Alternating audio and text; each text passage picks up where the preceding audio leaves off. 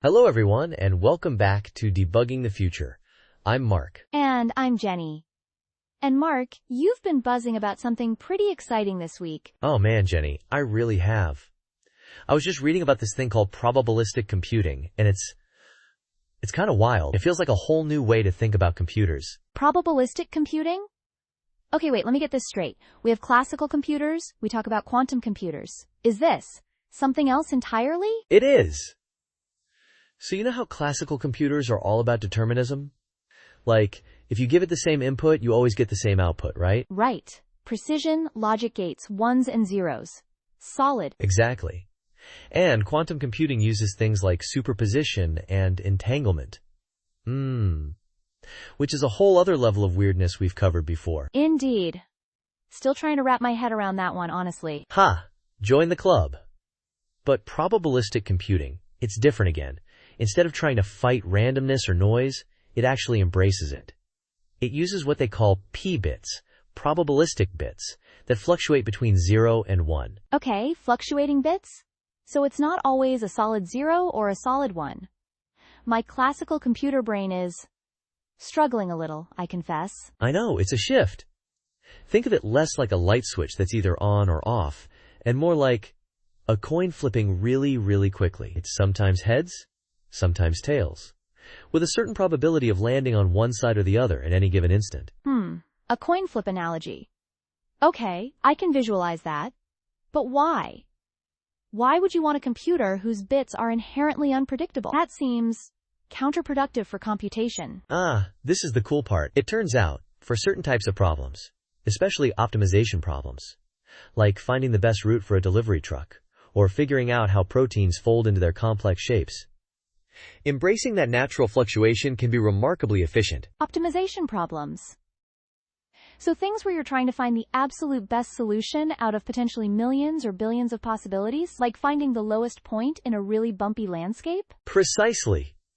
Classical computers can grind through those, but it can take a very long time for complex ones. They have to exhaustively search or use clever algorithms, but even those can hit limits. Quantum computers are promising for some of these too, but they have their own significant engineering challenges right now. And probabilistic computing slides in here as a contender? It seems to. One of the things that jumped out at me from the research is the sheer times energy efficiency. Some reports are claiming energy efficiency gains of, wait for it, up to 100 million times better than things like NVIDIA GPUs for certain tasks. Whoa! 100 million times? That sounds, wow! That's a significant number, putting it mildly. Why such a huge difference? It comes down to how they're built. Instead of the constant energy needed to force deterministic bits into a solid 0 or 1 and try to eliminate all times the noise, which takes effort and energy, these p-bit systems leverage thermodynamic principles. They use things like thermal fluctuations, basically heat, random thermal energy, as part of the computation itself. So they're using heat, which is usually the absolute times enemy of reliable computation, to their advantage? That's really counterintuitive to everything we've been taught about building stable systems. Right? It's kind of like that expert insight we saw mentioned, talking about how for 6 decades we've been fighting noisy signals, treating noise as an obstacle to overcome. But this flips the script and says, hey, what if we harness that noise? 1. It's a fundamental rethink of how you build a computing element. I can already hear our listeners thinking about massive data centers and the enormous amount of energy they consume for cooling alone. If this probabilistic computing can really deliver on those efficiency numbers, that could have a substantial impact. Absolutely. Think about the environmental impact alone. Less energy consumption means less heat generated, less cooling infrastructure needed, potentially smaller footprints. It's a clear win on that front if it scales. Speaking of scaling, how do these probabilistic systems handle larger, more complex problems? Is that another area where they might shine? The research suggests it is. For some specific problems, like those based on the Ising model, which is a fundamental concept used in statistical physics and optimization problems, think complex networks or materials science models, they've shown much better scaling compared to classical methods. Classical methods can suffer from exponential increases in runtime as the problem gets bigger one, meaning it quickly becomes intractable. Linear versus exponential scaling. That makes a profound difference when you're dealing with massive datasets or scenarios with an immense number of possibilities. Precisely. We've seen interesting demonstrations with things like solving challenging Sudoku puzzles, which are actually hard optimization problems, and even early protein folding simulations, problems that can tie up traditional supercomputers for ages. Protein folding. That's a major challenge in biology and drug discovery.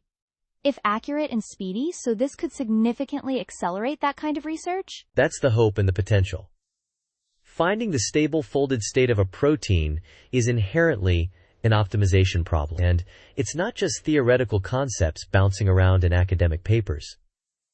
There are companies and research labs actively working on actual hardware implementations. We're talking about interesting, analog-inspired designs that minimize the energy lost in continually flipping those deterministic bits in traditional CMOS. Okay, so we have this really intriguing times potential for remarkable energy efficiency and better scaling for certain types of problems. Where does it sit in the broader landscape compared to classical computers, which are ubiquitous, and quantum computers, which are slowly developing out of the lab? That's a good and necessary question. Classical computers are still going to be the absolute workhorses for many years to come. They're incredibly mature, versatile, and excel at deterministic tasks where you need an exact answer every time. Probabilistic computing isn't going to replace your everyday laptop or phone for browsing the web or sending emails anytime soon. No word on a probabilistic smartphone just yet then? Haha. Not that I've seen on the immediate horizon. And quantum computing, while still very much in its early stages, often referred to as the NISQ era, near intermediate scale quantum, holds potential for a different set of problems.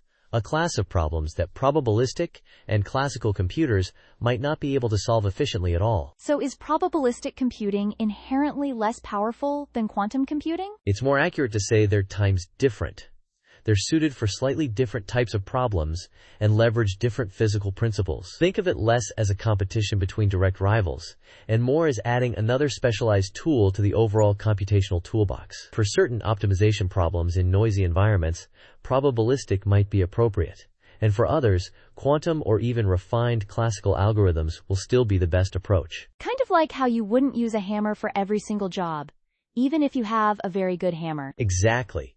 You need a wrench sometimes, a screwdriver others. And the interesting future trend I saw mentioned in the research is the idea of asterisk hybrid systems, asterisk. You might have a classical computer acting as the main controller, hooked up to a specialized probabilistic coprocessor to accelerate specific optimization subtasks within a larger workflow, or potentially even a quantum one down the line. Ooh, a computational dream team, using the best tool for the precise part of the problem needing solving. That makes a lot of sense for adoption and integration into existing infrastructure too. It's much easier to integrate a coprocessor than build a whole new computing paradigm from scratch. Right? And that's where experts think we'll see early adoption, particularly in areas like AI and machine learning training workloads, where optimization is a really key bottleneck. It truly seems like we're at the beginning of this journey, still very much in the prototype and lab validation stage for the fundamental hardware,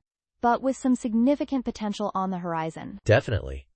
We're seeing promising lab results, showing the physics works and the efficiency gains are real for test cases. But the significant challenge is industrializing this, integrating this into widespread, robust industrial applications. There's considerable work to be done on standardization, developing comprehensive software tools, programming models, all the things you need to take a fascinating lab demonstration and turn it into something widely usable and reliable. And I imagine there are also significant ethical and societal considerations to grapple with too, as with any major technological shift of this magnitude. Thinking about workforce disruption, the need for new skill sets, potential for misuse. Absolutely. A significant transition away from solely silicon-centric fabrication plants could impact jobs in traditional manufacturing sectors, while certainly creating new demand for different kinds of expertise.